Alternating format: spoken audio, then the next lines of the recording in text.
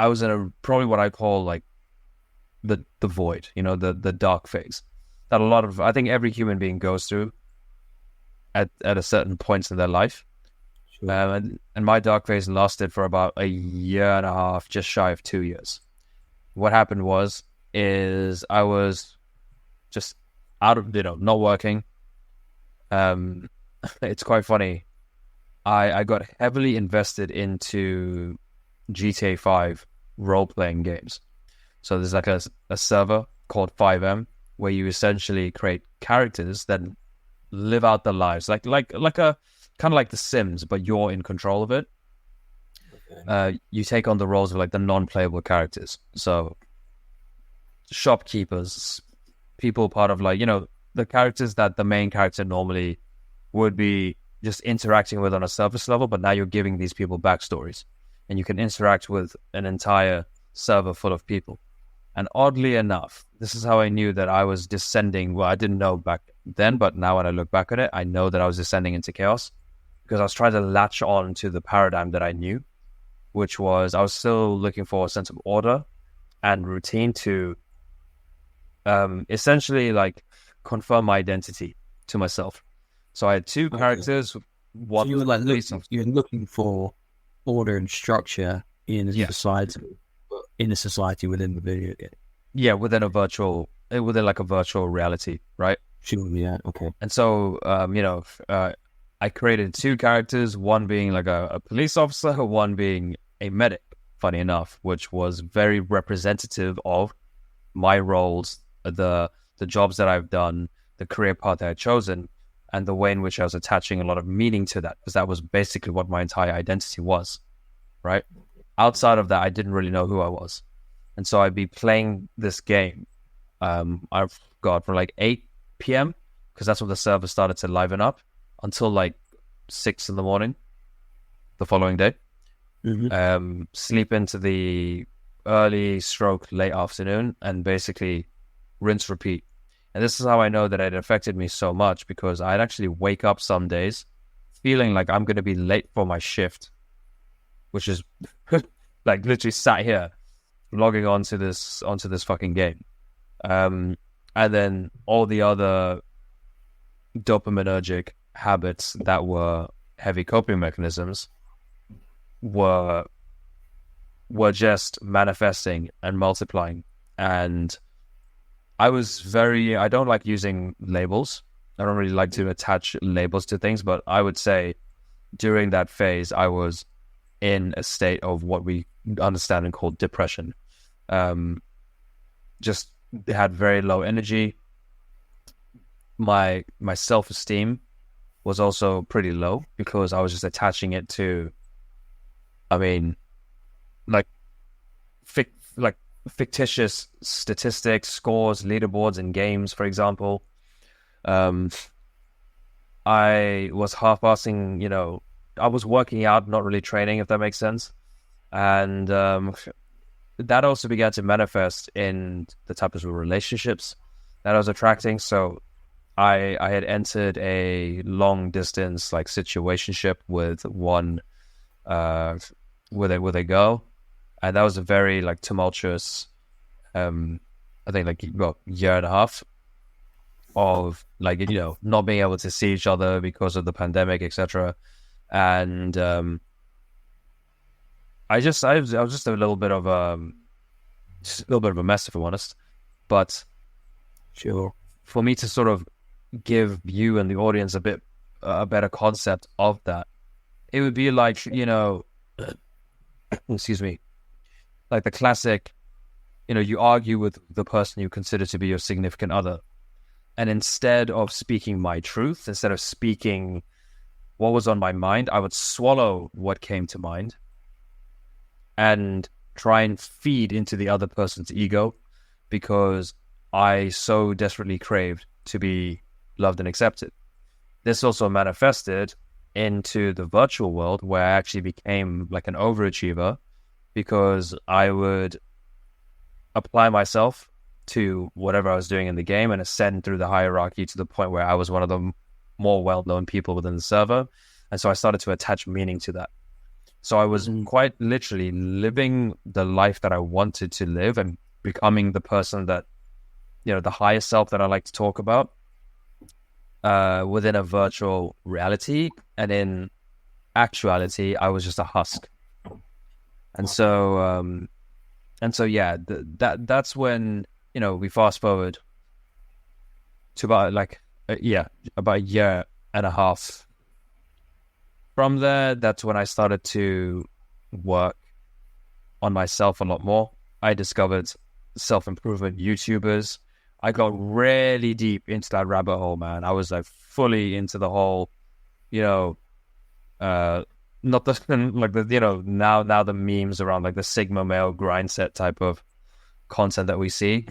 But yeah, I was like fully into it. I was just watching like fitness YouTubers. I was watching people talking about like masculinity, what sort of habits a man should have.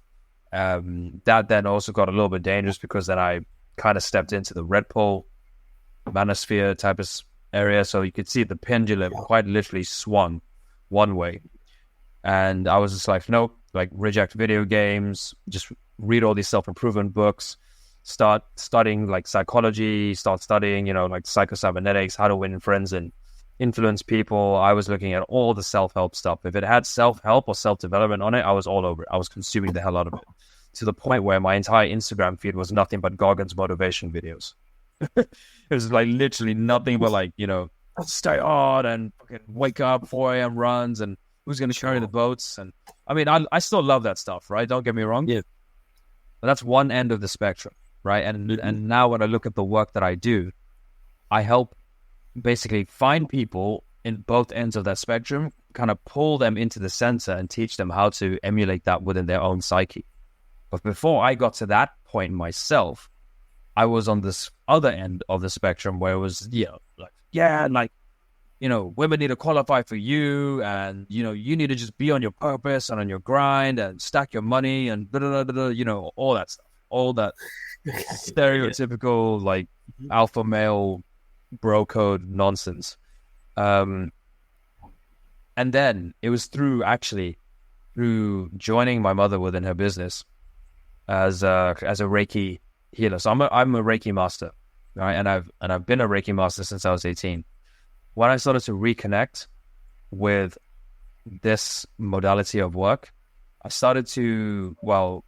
was healing other people, and in doing so, healing myself, healing areas of myself that had been very, very significantly damaged. And in the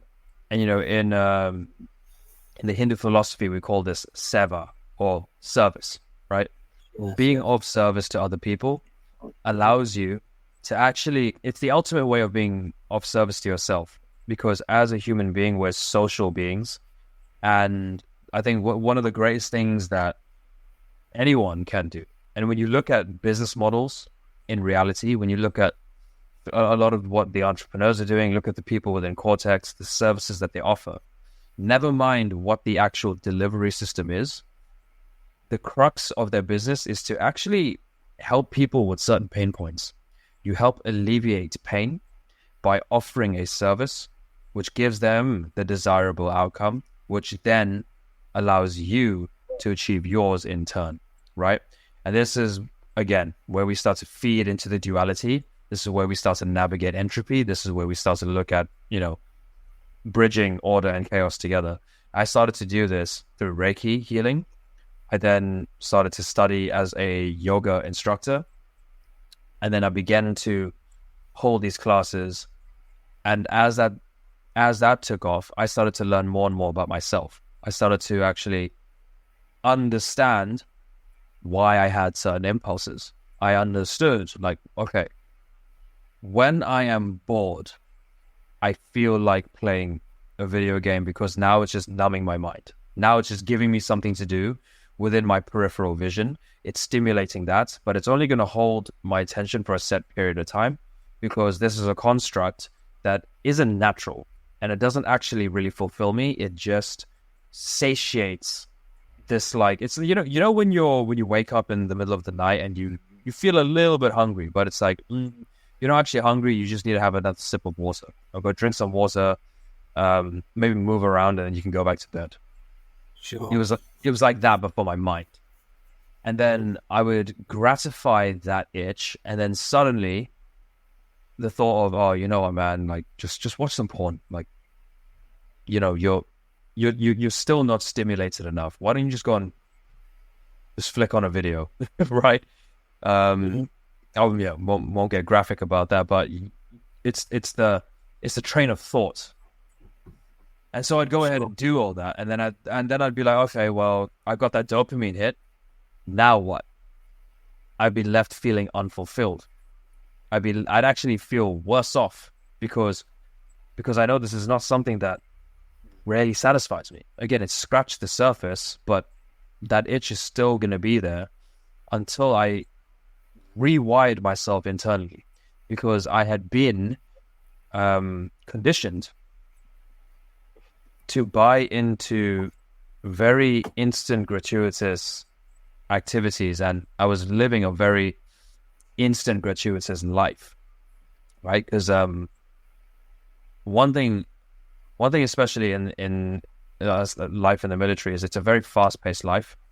Nothing is ever solidified. Nothing is ever concretized. You're just in a location. You're constantly moving to and fro. The relationships that you form, yeah, you may have long-standing friendships, but as people move from unit to unit, you're constantly uprooted, right? And if you're constantly uprooted, it means you're never grounded. And so I realized that what I needed to do was actually ground. And this is an exercise that all martial artists use. You will see this in yoga. You'll see this in breath work, especially. Even in like the more like traditional, like boxing exercises, kickboxing, things like that, right? So you'll see there's always some form of grounding exercise to really bring yourself into the present moment, right? To root yourself to the current state of existence. And the chakra that's responsible for this is the root chakra, right? Which is also our reproductive organs. So when that is out of whack, it's no wonder you can't feel grounded. No wonder you're all over the place, right? So I started to learn and delve into breath work and understand, okay, how does my breath actually work? Because 90% of people don't actually breathe properly. We're all stress breathers. So the shoulders are up here and we're breathing very shallow. So I started to learn how to breathe unilaterally, right? Started to actually expand my lungs properly. Started learning how to use that breath to now guide my energy around my body. And that's when I started to register all these different things kind of popping up, right? Like all these like red flags, essentially, right? It's like, okay, here's a marker, here's a marker, here's a marker, here's a marker. And I began to explore that.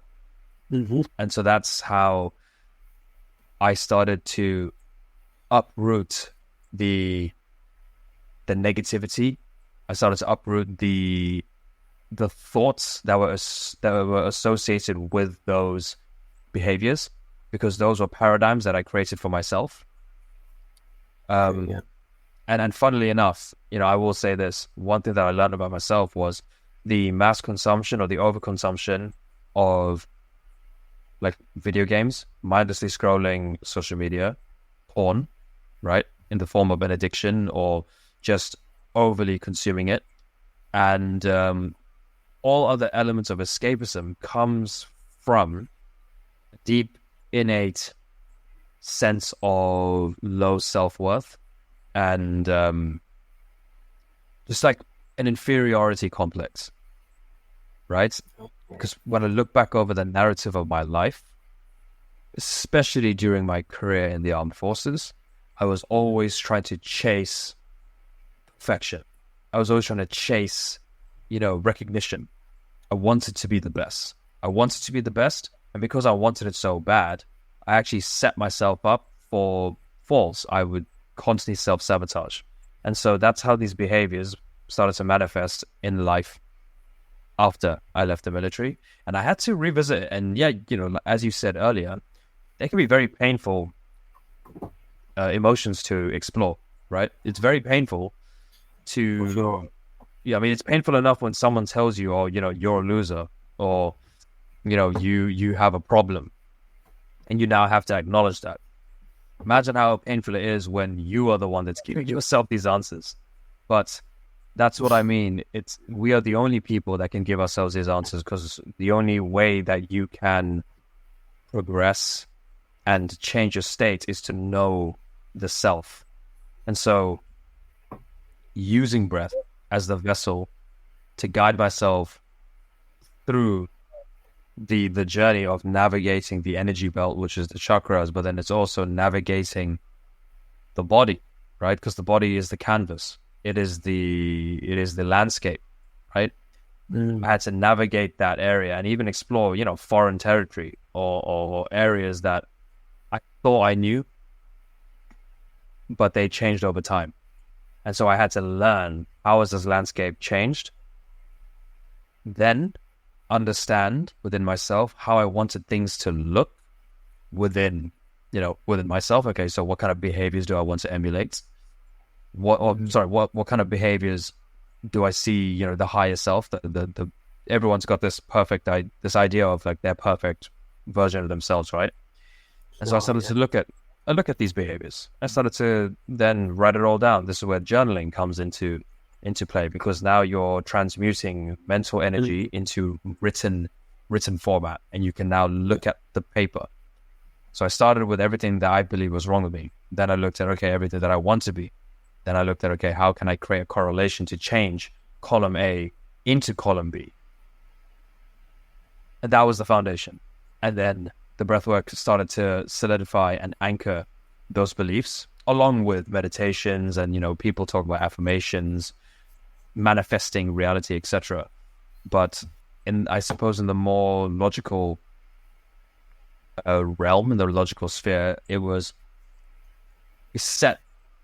we set a goal, we set a target.